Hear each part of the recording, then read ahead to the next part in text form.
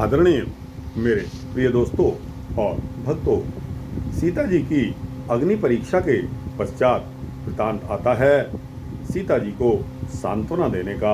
दोस्तों, एक इंसान जिसके अंदर ये दिल है कि वह हमेशा अपने पति की बारे में ही सोचती हैं, लेकिन दोस्तों, राजधर्म ये कहता है कि यदि कोई शिकायत करे तो उसका टेस्ट होना, उसका परीक्षण होना भी जरूरी हो जाता है। तो दोस्तों, सीता जी की अग्नि परीक्षा तो हो गई, लेकिन दोस्तों, अग्नि परीक्षा जब हुई तो सीता जी के दिल पर क्या बीता, और श्री राम ने उसको पहले से ही भांप लिया। अंतर्यामी हैं श्री राम, सच्चे स्वामी हैं। प्रभु राम ने सीता जी को सांत्वना देने हेतु सीता जी से प्रार्थना की कि वह अग्नि परीक्षा की बात को बुरा ना माने।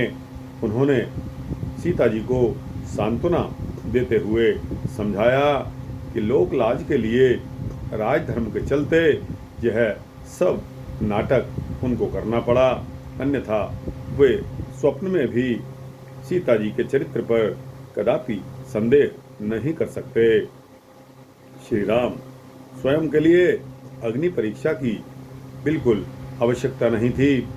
संसार के लोगों को भी संतुष्ट करना परम आवश्यक था, नहीं तो बाद में वे उनकी प्रिय सीता जी पर आक्षेप लगा सकते थे।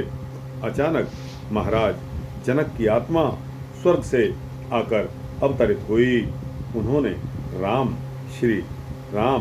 श्री लक्ष्मण जी तथा सीता जी को आशीर्वाद दिया। राम से वे बोले कि आज मुझे सर्वाधिक आनंद की अनुभूति हो रही है। मैं तुम्हें पुष्ट पुष्ट देख रहा हूँ।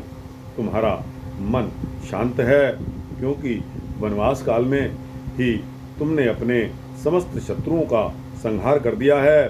हे मेरे श्रेष्ठ पुत्र, तुमने मेरा उद्धार कर दिया है। इसके पश्चात दशरथ जी सीता जी से बोले कि हे मेरी पुत्री, मेरे पुत्र राम को इस बात के लिए क्षमा कर देना। धर्म रक्षण तथा संसार की मर्यादा बनाए रखने के लिए उसने आपको कष्ट दिया। इसके लिए मुझे मेरे पुत्र राम को क्षमा कर देना। राम ने हाथ जोड़कर अपने पिता श्री दशरथ महाराज जी की आत्मा से प्रार्थना की, भाई भरत तथा माता कैकेयी पर दया कीजिए। कैकेयी से आपने कहा था कि मैं तुम्हारे और भरत का कुछ नहीं लगता। इस श्राप से उन दोनों को मुक्त करने की कृपा करें। दशरथ जी ने अपना श्राप वापस ले लिया। प्रभु राम का चरित्र कितना दिव्य और महान है। यही कारण है कि आज श्री राम की पूजा होती है तथा अनंत काल तक भी होती रहेगी।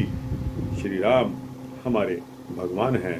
तो दोस्तों, यह सीता जी को सांत्वना देने का सूक्ष्म वृत्तांत आपके समक्ष रखा। यह वृत्तांत यहाँ समाप्त होता है। आपको कैसा लगा? अच्छा लगा हो तो इसको लाइक और शेयर कीजिए, अपने दोस्तों, भक्तों, मित्रों, जिज्ञासुओं को भेजिए।